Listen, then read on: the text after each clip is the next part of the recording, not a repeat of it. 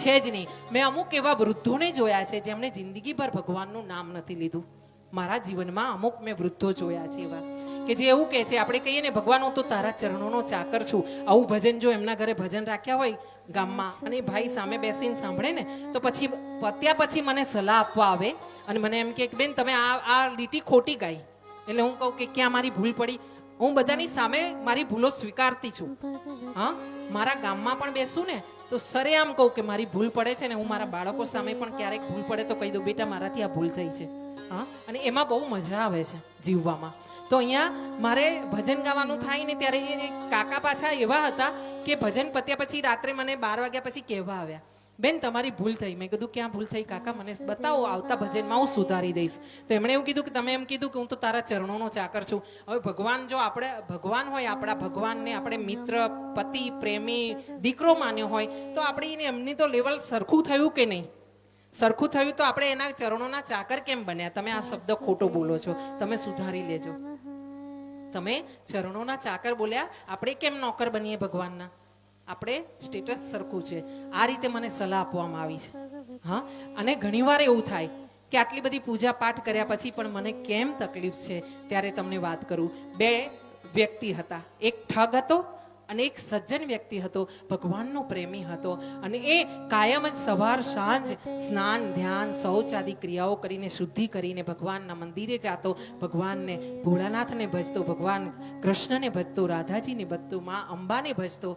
હા, અહીંયા જે સંન્યાસ આશ્રમમાં વ્યવસ્થા છે ને એવી તો બહુ ઓછી જગ્યાએ તમને વ્યવસ્થા હોય. બહુ મોટી સોસાયટી છે, હું જ્યાં રહું છું મારા બંગલામાં બહુ જ મોટી સોસાયટી છે. ઓલરેડી 3 કોમન પ્લોટ છે અમારે ત્યાં. અને મંદિર બનાવવા માટે એક અમારા મારવાડી જૈન ભાઈ છે, એ ખર્ચો આપવા તૈયાર છે, પણ અત્યાર સુધી અમારી સોસાયટીમાં મંદિર બનવા પાછળ વિરોધ કરવા વાળા વ્યક્તિ છે. મંદિર નથી બન્યું અમારી સોસાયટીમાં.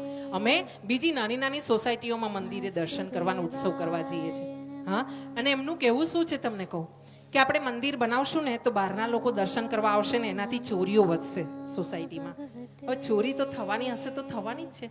ઓલરેડી બપોરના બી ચોર આવે છે મારી સોસાયટીમાં. હા, તો એના માટે થઈને મંદિર નહીં બનાવવાનું? હા, એટલે આવી ભ્રષ્ટ બુદ્ધિવાળા દુનિયામાં વધારે છે. અહીંયા એક સજ્જન પોતે રોજ ભગવાનને યાદ કરે, 1 સેકન્ડ માટે પણ ભગવાનને ભૂલે નહીં. કરતા, ઉઠતા, બેસતા દરેક કર્મ કરે અને પછી ભગવાનને અર્પણ કરે કે પ્રભુ સારું થયું ને તો તમારું, ખોટું થયું ને તો મારું, મને સમજણ ને સદબુદ્ધિ આપજો. આજ પછી આ જે પણ કર્મ કર્યું છે ને, ખરાબ થયું છે ને, એને સુધારીને ફરીથી કરું સારું અને તારા ચરણોમાં અર્પણ કરું. આ સજ્જન છે અને પેલો ઠગ છે. બંને સામે સામે રહે છે. એક દિવસ બંને ચાલવાનું શરૂ કર્યું. આ ભાઈ સજ્જન છે જે નીકળ્યા છે સવારે ઘરેથી એક નાનકડી અમથી લોટીમાં દૂધ અને પાણી લઈને શિવજીને ચડાવવા માટે, અમૃત ચડાવવા માટે. પેલી બાજુથી પેલો ઠગ નીકળ્યો છે કે રસ્તે કોઈક મળી જાય ને એવું તો આજે એનું કરી નાખવું છે. હા, આમ જ વિચાર આવે જે ઠગ હોય એને સારા વિચાર ના આવે. અને જે સારા વિચાર નથી ધરાવતા ને એની પાછળ એની આજુબાજુનું વાતાવરણ, એના સગા સંબંધી અને ખાસ એના માતા પિતા, કારણ કે મૂળિયા કોવાયેલા હોય ને તો પછી એ ઝાડ કે એ છોડ આગળ સારો ના થઈ શકે, એને સારા ફળ અને ફૂલ ના આવી શકે. એ પ્રમાણે અહીંયા વાત છે. અહીંયા એ ઠગ નીકળ્યો છે કે આજે કોઈકનું કરી નાખીશ. અને આમ જ્યાં આગળ ચાલ્યો છે ને ત્યાં બંને ચાલતા ચાલતા આગળ ચાલ્યા છે. પેલો ભાઈ કહી રહ્યો છે કે પ્રભુ આજે હું દર્શન કરવા આવ્યો છું ને, મારા ઘરે અમુક જ તકલીફ છે. જો વર્ષો પછી તને પ્રાર્થના કરી રહ્યો છું પ્રભુ, જો મારી આ તકલીફ થોડી દૂર થાય ને મને થોડુંક ધન મળી જાય ને, હું કામ કરવા તૈયાર છું. મારી પાસે જે કલા છે એ કલા દ્વારા કામ કરીને મને થોડા પૈસા મળી જાય ને તો મારા સમાજમાં મારા પરિવારનું પોષણ ઇજ્જતથી કરી શકું. આમ જ્યાં પ્રાર્થના કરવામાં આવી છે ત્યારે પેલો ભાઈ આગળ ચાલ્યો છે. અડધે સુધી સજ્જન ચાલ્યા છે અને સજ્જન જ્યાં ચાલી રહ્યા છે ને એમણે દૂર એક સોનાની ઈંટ પડેલી જોઈ છે. રસ્તામાં સોનાની ઈંટને પડેલી જોઈ છે. એ બાજુ ધ્યાન ના આપશો, બને ત્યાં સુધી કથામાં ધ્યાન આપજો. કથા બહુ નસીબથી મળી છે અને મને તો બહુ નસીબથી મળી છે. એટલે હું આ બધી વાતો જેટલી બી લાગશે એટલી હું તમને વધારેમાં વધારે કહીશ. નહીંતર કથાકાર છે ને લગભગ શાંતિથી કથા કરતા હોય છે. એક વાક્ય બોલે ને પછી શ્વાસ લે આરામથી, પછી બીજું વાત કરતા હોય છે. હું ફાસ્ટ, સુપર ફાસ્ટ ટ્રેન ચલાવીને તમને કથા કરી રહી છું કે જેટલી વધારે વાત હું તમને રજૂ કરી શકું. અને આ મારી યુટ્યુબના માધ્યમથી બહાર પણ કોઈને સંભળાવી શકું. હા, એટલે જ્યાં પણ જે પણ હવે આવે ને નવા ભક્તો આવે ને એમને એમની જગ્યા પર બેસવા દો, એમને એમની રીતે કરવા દો. આપણે કથામાં ધ્યાન આપીશું. હા, અહીંયા સજ્જને જોઈ દૂર શું જોયું? સોનાની ઈંટ. એટલે એમણે વિચાર કર્યો કે મેં ભગવાનને પ્રાર્થના કરી હતી ને કે મારે તકલીફ છે, થોડુંક ધન અર્થ આપજે પ્રભુ, લક્ષ્મીજી આપજે. અને આમ જ્યાં વિચાર કરવા લાગ્યા ને એટલે ભાઈ જરાક ઝડપથી ચાલવા ગયા. સજ્જન વ્યક્તિ ઝડપથી ચાલવા ગયો ને જરાક આગળ ચાલ્યો ને ત્યાં એક પથ્થરની ઠોકર વાગી અને એ ભાઈનો નખ તૂટી ગયો, ઊંધા માથે પડ્યો અને બીજા પથ્થર ઉપર એનું મોઢું પટકાયું એટલે આગળના 2 દાંત તૂટી ગયા ને લોહી નીકળી ગયું. હા, આમ જ્યાં એ ભાઈ પડ્યો ને ત્યાં સામેથી પેલો ઠગ આવતો હતો ને એની નજર પણ પેલી ઈંટ ઉપર પડી. હા, ચોરની 4 આંખ હોય છે એટલે એને સોનાની ઈંટ જોઈને એટલે એ દોડતો ગયો, ફટાકથી એ ઈંટને ઉઠાવી પોતાના થેલામાં નાખીને રમતો નીકળી ગયો. એટલે આ ભાઈ જે પડ્યા હતા ને નીચે ઠોકર ખાઈને એને ભગવાનની સામે ઉપર નજર કરીને કીધું કે હા હા હા હા, હે સૃષ્ટિના સર્જનહાર, તારી તો લીલાઓ અપરંપાર છે. આમ કરીને ભગવાનને ટોણો માર્યો. મેં તને પ્રાર્થના કરી હતી કંઈક આપજે, એની બદલે 2 દાંત લઈ લીધા, એ પણ સામાવાળા, કે મારો ચહેરો ખરાબ થયો. હા, આમ જ્યાં ભગવાનને એને પ્રાર્થના કરીને ત્યારે આકાશવાણી થઈ. આકાશવાણી એ થઈ કે હે ભાઈ, તું જે આ પડ્યો છે ને એ કઈક અર્થથી પડ્યો છે. હા, પેલો સજ્જન જે ઈંટ લઈને ગયો છે ને એના જીવનની આ છેલ્લી ઈંટ છે, એના જીવનનો આ છેલ્લો સારો આ કર્મ છે કે જેનું એને ફળ મળ્યું છે. હા, એના પૂર્વજન્મના કોઈ સારા કર્મમાં આ છેલ્લું કર્મ છે સારું કે જેને એને ફળ મળ્યું છે. પણ હવે પછી એના કર્મ બધા જ ખરાબ છે, આજ પછી એના દિવસો ખરાબ છે. હા, અને તું જે ઊંધા માથે પડ્યો છે ને રસ્તે જતા તારે આગળ જતા તને મોટો અકસ્માત થવાનો હતો, એમનાથી મેં તને બચાવ્યો છે. અને સાથે સાથે તારા જીવનમાં જે ખરાબ કર્મો તે પૂર્વજન્મથી કરેલા હતા ને એ આજે છેલ્લું ખરાબ કર્મ અહીંયા તે ચૂકવી દીધું છે, ભોગવી લીધું છે. અને આજ પછી તને તારા દિવસો સારા જશે, તને ધન પણ મળશે અને તને ઇજ્જત પણ મળશે સમાજમાં. અને આ રીતે ભગવાને આકાશવાણીથી આપણા બધાને જવાબ આપ્યો છે કે ક્યારેય ભગવાનનો પીછો નહીં છોડવાનો, એનું નામ નહીં છોડવાનું, એના ભજન નહીં છોડવાના. અરે દુઃખ ને તકલીફ તો આવ્યા જ કરશે, હા, આવશે ને જશે, પણ જો આપણે ભગવાનનું નામ લેશું ને તો ભગવાન હાથ પકડીને આપણા દુઃખના ખરાબ કરેલા કર્મોને પાર પાડશે. હા, અહીંયા આગળ જતા કહેવામાં આવ્યું છે કે યુધિષ્ઠિરજીને શોક થયો છે અને શોક થયો છે એટલે એમણે રાતના લટાર મારવા માટે ભગવાન કૃષ્ણની સાથે યુધિષ્ઠિરજી નીકળ્યા છે અને એમણે કીધું છે કે મેં જે આ કર્મ કર્યું ને યુદ્ધનું એ કર્મ ખોટું થયું છે અને આ કર્મ મારે કરવાનું નહોતું, કારણ કે આ કર્મ કરવાથી મને શું મળ્યું એ મને ખબર નથી પડતી. મારા પિતરાઈ ભાઈઓ બધા મરી ગયા, મારા હાથે આવું ખોટું કર્મ થયું, એના બદલામાં મારે મેળવવાનું શું હતું કે મેં આ કર્યું. આમ જ્યાં મોટા મોટા ગુરુ, મોટા મોટા જે વિશ્વાસુ વ્યક્તિઓ હતા, જે સજ્જન વ્યક્તિઓ હતા જે મારી નજરમાં, એ બધાને મારા પરિવારના જનોને મેં માર્યા છે. આમ જ્યાં પ્રાર્થના કરી છે ભગવાનની સામે, પોતાના હૃદયની વેદનાને ઠાલવી છે ને. અને આ તમને એક પાછી વાત કરું, હૃદયની વેદના ઠાલવવી હોય ને તો કોઈ ભગવાનના મંદિરમાં, તમારા ઘરે તમારા ઈષ્ટ હોય એમાં કોઈ શ્રેષ્ઠ ગુરુ હોય તમારા તો ત્યાં ઠાલવજો. હા, કોઈ પણ આડી અવરી જગ્યાએ જઈને તમારા મનની વાત બેનપણીઓને કે ઓળખીતાને કે ભાઈબંધોને ના કરશો, નહીતર એ 4 જગ્યાએ તમારી વાત કરશે અને તમારો તમાશો થશે ને થશે. હા, એટલે જ્યારે પણ વેદના થાય ને હૃદયમાં જઈને એને અરજી મૂકજો, એ તમારો હાથ પકડશે, એ તમારી વેદનાને દૂર કરશે જ. આ વિશ્વાસ સાથે એના ચરણોમાં જજો. અહીંયા આગળ જતા યુધિષ્ઠિરજીને શોક થયો છે, એમણે વિચાર કર્યો છે કે ચાલો આપણે આટો મારવા જઈએ. ત્યાં એમણે પોતાના હૃદયની વેદનાને ભગવાન કૃષ્ણના ચરણોમાં અર્પણ કરી છે. કીધું છે કે મેં ખોટું કર્મ કર્યું છે. અને આમ વિચારીને ભગવાન કશું બોલ્યા નથી અને એમણે વિચાર કર્યો છે કે ચાલો બધા ભેગા થઈને આપણે આપણા જે દાદા રાહ જોઈ રહ્યા છે ને એમની પાસે જઈએ, ભીષ્મની પાસે, ભીષ્મ પિતામહની પાસે. ભગવાન આવીને ઉભા રહ્યા છે, દર્શન કરજો. ભીષ્મ પિતામહે દૂરથી બાણોના અસંખ્ય બાણો એમને વીંધીને પડ્યા છે અને એ બાણોની શૈયા ઉપર ભીષ્મ પિતામહ સૂતા છે. ગંગા પુત્ર, હા, જેનું નામ કહેવાય કે ગંગાનો પુત્ર, આનું નામ ભીષ્મ પિતા ભીષ્મ પડ્યું. કેમ? એણે પ્રતિજ્ઞા લીધી કે હું લગ્ન નહીં કરું. કોના માટે? પોતાની સાવકી માતાના પુત્રો માટે, કે પોતાના પિતાને એક પત્નીનું સુખ મળે અને એના કારણે એના દીકરા થાય, એ લોકોને રાજ્ય મળે, પોતે એ રાજ્યના એ ગાદી પર નહીં બેસે. આવી ભીષ્મ પ્રતિજ્ઞા ભગવાન સિવાય કોણ કરી શકે? અને અહીંયા ગંગાનો પુત્ર એવો ભીષ્મ છે જેણે પ્રતિજ્ઞા કરી છે. અને ભગવાનની જ્યારે આમ નજર પડી છે કે દૂરથી પીળું પિતાંબર જોયું છે ભીષ્મ પિતામહે, આમ આમ અધખુલી આંખોથી, અડધી બેભાન અવસ્થામાં જ્યાં આંખો ખુલી છે ને, અને આ જ્યાં અસંખ્ય તીરોની વેદના હતી ને, એ આમ ચપટી વગાડતા ઉડી ગઈ છે. ભીષ્મ પિતામને આનંદ થયો છે. પીળું પિતાંબર જોઈને એમના હૃદયમાં એક રોમ રોમમાં એક આનંદની લહેર નીકળી ગઈ છે. એમણે આંખોને વધારે ખોલી છે, નેત્રો ખોલીને દૂર જ્યાં ભગવાન પધારી રહ્યા છે એ તરફ નજર માંડી છે, સૂતા સૂતા. અને જ્યાં જ્યાં ભગવાન એક એક પગલું આગળ વધી રહ્યા છે ને, તેમ તેમ બે હાથ જોડીને જય હો ગિરધારીની જય હો, ગોવિંદની જય હો, કૃષ્ણની જય હો, મનમોહનની જય હો, મોરલીવાળાની જય હો, આમ સૂતા સૂતા ભીષ્મ પિતામાં ભગવાનની જય જયકાર કરી રહ્યા છે. અને આમ ભગવાનનો સ્વાગત કરી રહ્યા છે. પડ્યા પડ્યા મૃત્યુની શૈયા પર પડેલા વ્યક્તિને હંમેશા પોતાના ખરાબ કર્મ યાદ આવે છે. હા, અને અહીંયા ભગવાન સામે છે ને, એટલે આ ભગવાનનું સ્વાગત કરી રહ્યા છે ભીષ્મ પિતામહ. એમણે ભગવાનને સામે આવ્યા છે, એટલે ભગવાન આવીને એમની સામે ઊભા છે.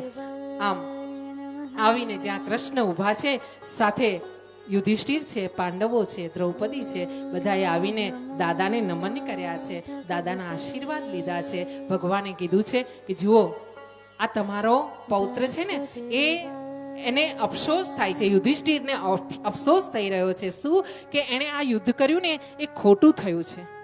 આમ જ્યારે ભગવાન શ્રી કૃષ્ણએ વાત કરી છે, ત્યારે અહીંયા ભીષ્મ પિતામહે યુધિષ્ઠિરને જ્ઞાન આપ્યું છે અને કહ્યું છે કે તે જેને માર્યા છે ને, એ પહેલાથી જ મરેલા હતા. અને આ વાત હું અહીંયા કૃષ્ણ ઉભા છે ને, એમના દર્શનને કારણે મારામાં સદબુદ્ધિ આવી છે ને, એટલે હું જાણી શક્યો છું. શું? કે આ જે સામે ઊભા છે ને, એ પરમ પરમેશ્વર છે, ભગવાન છે, અવતારધારી નારાયણનું જ એક અંશ લઈને ભગવાન અહીંયા ખુદ સ્વયં પ્રગટ થયા છે. આ કૃષ્ણ છે ને, એ તમારા સખા નથી, એ તમારા મિત્ર નથી, કે એ તમારા સગા પણ નથી. આ તો પરબ્રહ્મ અવતાર લઈને તમારી સાથે ઊભા છે. અને એમની દયાથી મને ખબર પડી છે કે જેને જેને તે માર્યા છે ને યુધિષ્ઠિર બેટા, એ તો પોતાના ખરાબ કર્મોને કારણે ક્યારના મરી ચૂક્યા છે. હા, એ જીવતા જ નહોતા, એ તો જીવતી લાશો ફરી રહી હતી. હા, અને જેણે જેણે દ્રૌપદીના ચીરહરણના દ્રશ્ય જોયા હોય, એ જીવતા થોડા હોય? કે જેણે જીવતા હોય, જેના શરીરમાં આત્મા હોય, એ આ દ્રશ્ય જોઈ શકે પોતાની નજર સામે, પોતાના કુળની કુળવધુના ચીરહરણ થતા. હા, અને એક વાત ખાસ કહું, સમાજમાં જ્યારે પણ ક્યાંક કોઈ બેન દીકરીને દુપટ્ટો ખેંચાતો જુઓ ને, ચીર પકડતા કોઈ માવાલીને જુઓ ને, ત્યારે તમારામાં શક્તિ હોય ને, તો એનો વિરોધ ચોક્કસ કરજો. હા, નહીતર તમે જીવતા નથી, તમે મરદા છો. અકડ ખાસ પહેચાન હોતી હૈ મુર્દો કી.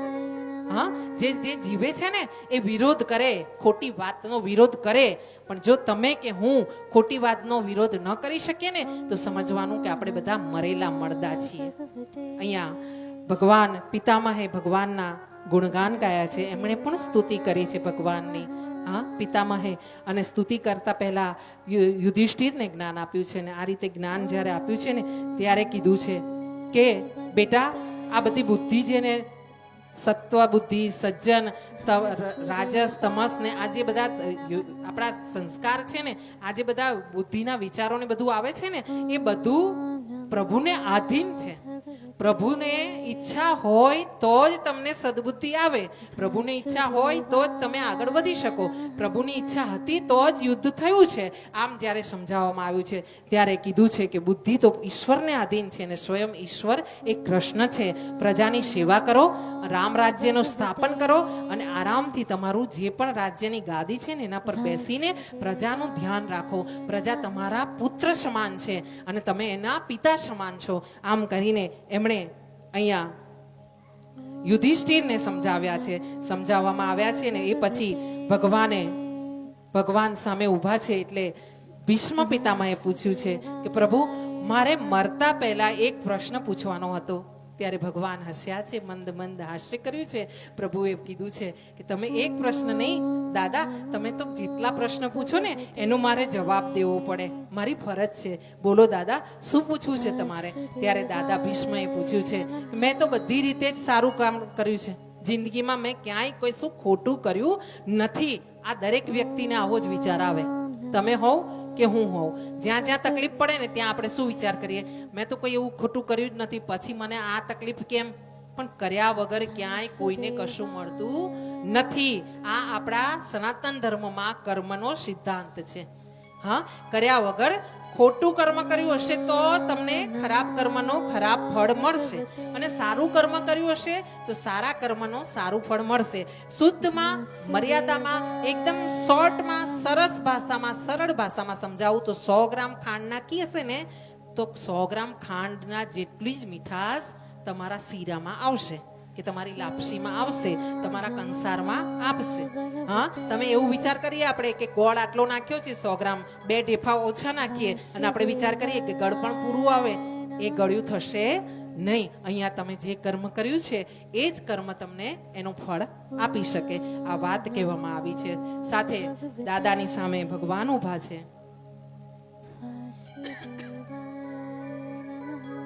ભગવાન સામે ઊભા રહીને કહી રહ્યા છે કે તમે મને પ્રશ્ન તો બહુ સુંદર પૂછ્યો છે, પણ તમને કહું કે તમે બધા જ કર્મ સારા કર્યા છે દાદા. તમે બધાનું ધ્યાન રાખ્યું. પાંડવોને માતા પિતા નહોતા, કુંતી એકલી હતી, તમે એને તમારા રાજ્યમાં આશ્રય અપાવ્યો. હા, નહીતર દુર્યોધન આ પાંડવો સાથે હજુ પણ વધારે અન્યાય કરતે, પણ તમારી બીકે અમુક અન્યાય કરતા એ બીતો તો, ડરતો તો, એટલે અમુક જે તકલીફો હતી તે પાંડવો સુધી પહોંચી નહીં. આ રીતે તમે ઘણા સારા કર્મ કર્યા, પણ સૌથી મોટું કર્મ તમે એ કર્યું કે જ્યારે દ્રૌપદીના ચીર ખેંચાતા હતા ત્યારે તમે ત્યાં ચૂપ ઊભા રહ્યા.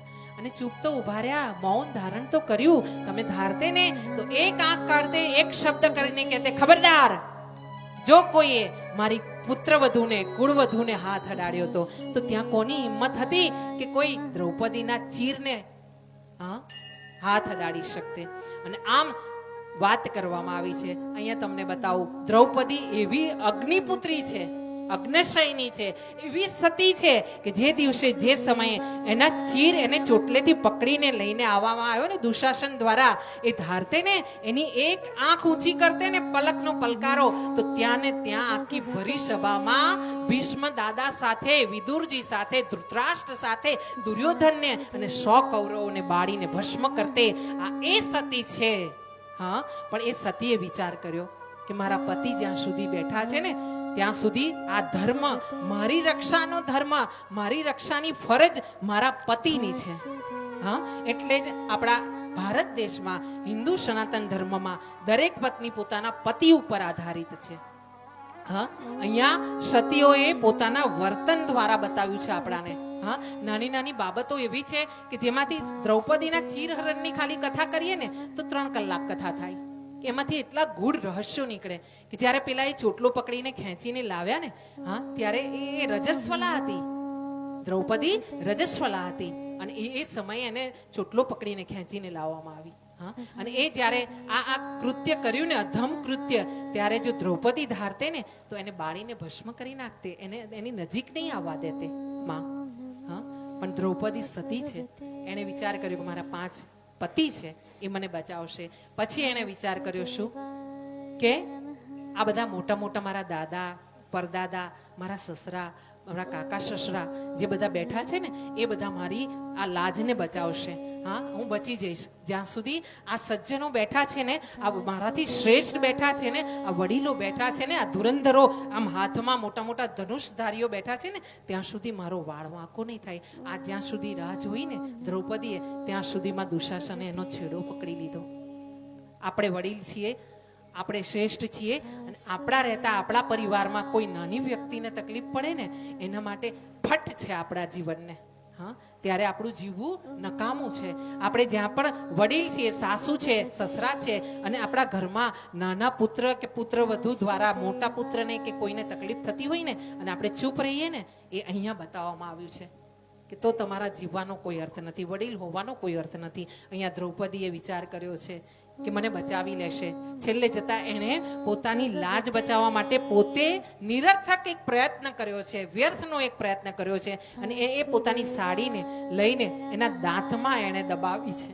એણે વિચાર કર્યો છે કે હું બચાવી લઈશ. હજુ તો ભલે બધા વિફળ ગયા મારી લાજને બચાવવામાં, પણ હું બચાવી લઈશ. આમ વિચાર કરીને દ્રૌપદીએ પોતાના દાંતમાં પોતાની સાડીનો છેડો છે આ દાંતમાં લીધો છે. અને એ સતીએ વિચાર કર્યો છે કે ક્યાંક મારી લાજ બચે. આટલું નિર્લજ થયા પછી આ અધમ લોકોને વિચાર આવે, ક્યાંક દયા આવે, ક્યાંક સદબુદ્ધિ આવે, અને આમાંથી ભીષ્મ પિતામહ, વિદુર કાકા અને ધૃતરાષ્ટ્રમાંથી કોઈ એક ઊભા થઈને મારી લાજને બચાવે, કોઈ એક અવાજ કરે.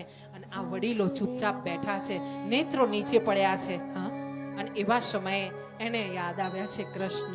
હા, અને એ સમયે કૃષ્ણ એમણે બૂમ પાડી છે, હે ગોવિંદ, હે ગોવિંદ, હે ગોવિંદ.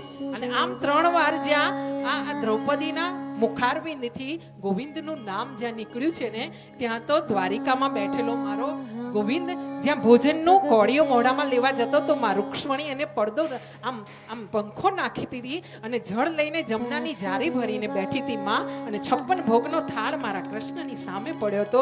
કોળીઓ હાથમાં આમ જ્યાં લીધો ને ત્યાં તો ગોવિંદ શબ્દ સાંભળતા એને કોળીઓ નીચે મૂકી દીધો. હા, અને બીજા જ વાર ગોવિંદ જ્યાં બોલીને માં દ્રૌપદી, ત્યાં તો પ્રભુ પોતાની પાદુકા છોડી દીધી છે અને આમ ધોતિયું પોતાનું પંચ્યું પકડ્યું છે, પિતાંબર ઊંચું પકડ્યું છે અને પોતાનો ખેસ ધરતી પર પડ્યો છે. અને પ્રભુ વિમાનના રાહ જોયા વગર, ગરુડજીની રાહ જોયા વગર પવન વેગે હાજર થયા છે હસ્તિનાપુરની આ સભામાં. અને જ્યાં દ્રૌપદીના ચીર ખેંચાઈ રહ્યા છે ને ત્યાં ઉભા રહ્યા છે આવીને કૃષ્ણ. અને કૃષ્ણએ આ જે અબળા બૂમ પાડી રહી છે, બચાવજો હે મારા વાલા, એને આવીને ચીર પૂર્યા છે. 999 ચીર પૂર્યા છે મારા વાલાએ. એ રાહ જોવે છે કે કોઈ એકવાર તો મારા હૃદયથી અંદરથી અંતર્નાદ કરીને મને બોલાવે. એ રાહ જોવે છે. કોઈ તો એવો નીકળે કે જે આવીને મારા છાતીએ લાગી જાય ને મને આમ ચોટી જાય ને કે તારા વગર તો મને કશું ના જોઈએ.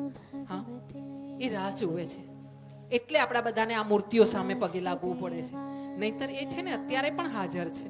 એ તમારા ઘરે પણ હાજર રહેવા તૈયાર છે. દરેક વ્યક્તિને પોતાની રીતે તમે પુત્ર માનો તો પુત્ર, પતિ, પ્રેમી અને ભાઈ તરીકે દરેક રીતે તમને તમારા જીવનમાં એ હાજરી આપવા તૈયાર છે. પણ આપણા હૃદયમાં એ ભાવ ક્યારેય જાગતો નથી અને એના લીધે એ દુખી છે. હા, એમાં ભારત વર્ષમાં જ્યારે સનાતનને જ્યારે તલવાર તોડાય ને ત્યારે કૃષ્ણને દુઃખ થતું હશે કે જેણે કીધું તું યદા યદા હિ ધર્મસ્ય ગ્લાનિર્ભવતિ ભારત. હા, જ્યારે ભારતને ગ્લાનિ થશે ને, જ્યારે કોઈ પણ ઉપદ્રવ થશે ને દૈત્યોનો, હા, ત્યારે મને બોલવામાં આવશે ને, મને કહેવામાં આવશે ને, મને પોકારવામાં આવશે ને, હું તરત જ મારું સુદર્શન ચક્ર લઈને હાજર થઈશ. પણ એવું કોઈ યાદ તો કરે ને. હા, અને અમથા આપણે આમ અષ્ટમીના દિવસે પારણા ઝુલાવ્યા કરીએ. હા, ખોટા પારણા. અને પારણા ઝુલાવતા હજુ કાલે જ પારણું ઝુલાવવાનું છે. હા, કોઈ એ રાહ જોવે છે કે કોઈ આમ હાચી જશોદા તો મળે, કોઈ હાચી દેવકી તો મળે તો એના ખોળે જન્મ લઈ લો. હા, એને જન્મ લેવો છે ભારતમાં, પણ એ રાહ જોઈ રહ્યો છે કોઈ માં જશોદા મળે તો. હા, નહીતર પછી આમ હિંચકા ઝુલાવવા માટે આમ ધક્કા મારે બહેનો, મેં જોયા છે. હા, અરે તને તારો ભગવાન તારા અંદર બેઠો છે, તારો મુરલી વાળો તારા હૃદયમાં બેઠો છે, સ્થાપન થઈ ગયું છે. ખાલી તારી જાગૃત થવાની, તારી સમજણને જાગૃત કરવાની જરૂર છે. બોલીએ કૃષ્ણ કનૈયા લાલ કી, अपने मात પિતા કી. દ્રૌપદીના ચીર હરણ ભગવાને ચીર પૂર્યા છે. અને અહીંયા ભગવાનને પૂછવામાં આવ્યું હતું દાદા દ્વારા. દાદાએ પૂછ્યું કે મેં કોઈ કર્મ એવું ખરાબ કર્યું નથી, મેં તો સારા કર્મ કર્યા છે. તો મારા માટે આ બધી બાણોની સૈયા કેમ? કોઈને 1 બાણ વાગ્યું, કોઈને કંઈક વાગ્યું, ગદા વાગીને બધા ગતિએ ગયા, મને અસંખ્ય બાણ, અને એ પણ મારા પૌત્રોધર અર્જુન દ્વારા આટલા બધા બાણ વાગ્યા. ત્યારે ભગવાને મંદ હાસ્ય કર્યું છે અને કીધું છે કે દાદા યાદ કરો, તમારી યાદ શક્તિ ક્ષીણ થઈ લાગે છે. જે દિવસે દ્રૌપદીના ચીર હરાણા ત્યારે તમે ધારતે ને તો આ કૃત્ય કરતા બધાને અટકાવી શકતે પાપીઓને. હા, અને એનું ફળ આ કૌરવોએ પણ ભોગવ્યું છે અને આજે તમે ભોગવી રહ્યા છો. જ્યાં કૃષ્ણ ભગવાને સમજણ આપી છે, ભીષ્મ પિતામહે કાન પકડ્યા છે, સાચી વાત છે. બીજું તમારું એક મોટું પાપ કે તમે એ અધર્મી છે એમ જાણ્યા પછી પણ એમના પક્ષે રહ્યા. હા, એમના પક્ષે રહ્યા અને તમે એમના જ અન્નથી તમારા શરીરને પોષણ કર્યું. એ જે દુષ્ટોના અન્ન હતા ને, વિશુદ્ધ અન્ન હતા ને, જે શુદ્ધ અન્ન નહોતું ને, એ શુદ્ધ અન્નથી બનેલું રુધિર આજે આ તીર દ્વારા, આ બાણો દ્વારા બધું જ રુધિર બહાર કાઢવામાં આવ્યું છે કુદરતથી. હા, હવે તમે શુદ્ધ છો. હવે તમે ધારો ત્યારે તમારા પ્રાણ છોડી શકો છો. અને આમ જ્યારે કહેવામાં આવ્યું ત્યારે ભગવાન આ દાદાએ દક્ષિણાયનમાં જ્યાં સૂર્ય આવ્યો છે એવા ઉત્તરાયણના સમયે દાદાએ ભીષ્મ પિતામહે ભગવાનની સામે જોયું છે, હાથ જોડીને કીધું છે, પ્રભુ મારે જવાનો સમય થયો છે, મારે હવે તમારામાં લીન થવું છે. બહુ જીવી લીધું, બહુ જોઈ લીધું, હવે તમારામાં લીન થવું છે. અને જતા જતા મારી એક દીકરી છે ને, એના લગ્ન તમારી સાથે કરાવવા છે. હા, કૃષ્ણ એ છે કે જે પણ વ્યક્તિ જાય એને સ્વીકારે છે. અને આ કૃષ્ણને કહેવામાં આવ્યું છે કે મારી એક દીકરી છે ને, એને તમારા સાથે મારે વ્યભિચાર કરાવવા છે, લગ્ન કરાવવા છે, વિવાહ કરાવવા છે, પરિણય કરાવવો છે. અને આ સાંભળીને કૃષ્ણ ખડખડાટ હસી પડ્યા છે અને પૂછ્યું છે, દાદા શું વાત કરો છો, તમે લગ્ન નથી કર્યા, તમે આજીવન બ્રહ્મચાર્ય ધારણ કર્યું છે અને તમે કહો છો તમારી દીકરી છે અને અમારા બધાથી છુપાવીને તમારી દીકરી છે, એવું તો શું, ક્યાં છે દીકરી તમારી? ત્યારે દાદાએ કીધું છે, ભીષ્મએ મારી બુદ્ધિરૂપી દીકરી છે. હા, અને એ હું તમને અર્પણ કરવા માંગુ છું, એનો હથેવાળો તમારી સાથે કરવા માંગુ છું. અને આમ ભગવાનને ચરણોમાં, ભગવાનના સામે બધી જ વૃત્તિઓને, બધી જ પોતાની ઇન્દ્રિયોને ભગવાનના ચરણોમાં સ્થાપિત કરીને ભીષ્મ પિતામહે પોતાનો પ્રાણ છોડ્યો છે ઉત્તરાયણના સમયે. બોલીએ કૃષ્ણ કનૈયા લાલ કી જય, અપને અપને માત પિતા કી જય. ભાગવતની દરેક કથામાં ગૂઢ વાતો છે. હા, બુદ્ધિ કીધું કે મારી દીકરી, દીકરી એટલે એમણે કીધું મારી મતિ, મારી બુદ્ધિ એ તમને તમારા ચરણોમાં અર્પણ કરીને તમારી સાથે લગ્ન કરાવું છું. આત્મદેવની જે કથા હતી, એ આત્મદેવ એટલે આપણો આત્મા, ધૂંધલી એટલે આપણી બધી વાસનાઓ.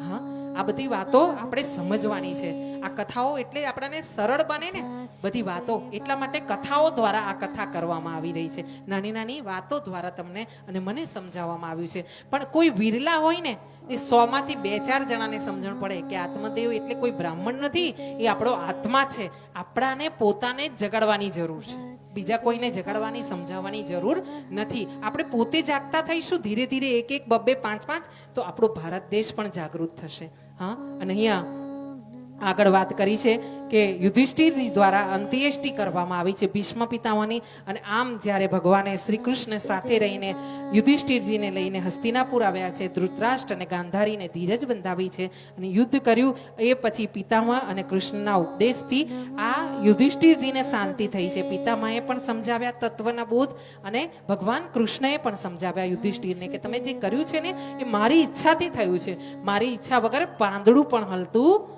નથી. હા, અને એટલે સમજી લેવાનું કે આપણે અહીંયા આવીને બેઠા છીએ ને 3-3 કલાક, એ એની ઈચ્છા છે.